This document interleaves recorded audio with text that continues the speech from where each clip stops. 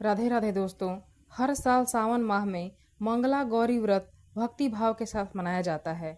यह भगवान शिव और माता पार्वती के गौरी स्वरूप को समर्पित है। ऐसा कहा जाता है कि इस व्रत को रखने से सुखद वैवाहिक जीवन का वरदान मिलता है। इसके साथ ही सुयोग्य वर की प्राप्ति होती है। सावन का महीना बहुत ही फलदायी माना जाता है। इस दौरान पड़ने वाले सभी मंगलवार का बहुत ज्यादा महत्व है, जिसे मंगला गौरी व्रत के नाम से जाना जाता है। इस दिन महिलाएं बड़ी श्रद्धा से व्रत रखती हैं और माता गौरी की पूजा अर्चना करती हैं। कहा जाता है कि इस उपवास को रखने से अखंड सौभाग्य की प्राप्ति होती है। तो आइए सुनते हैं मंगला गौरी व्रत कथा। प्राचीन समय में एक धर्मपाल नाम का सेठ था। वह बहुत ही बड़ा शिव भक्त और धनी था। उसका विवाह हुआ, लेकिन उसे संतान की प्राप्ति नहीं हुई। इस बात को लेकर सेठ परेशान रहने लगा।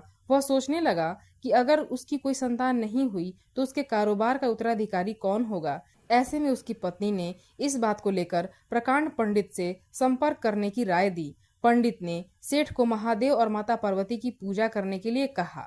इसके बाद उसकी पत्नी ने श्रद्धा भाव से उपासना की। पत्नी की भक्ति से माता पार्वती प्रसन्न हुई और प्रकट होकर बोली कि हे देवी, तुम्हारी भक्ति से मैं अति प्रसन्न हूँ। जो वर मांगना चाहती हो मांगो, मैं तुम्हारी सभी मुरादें पूरी करूंगी।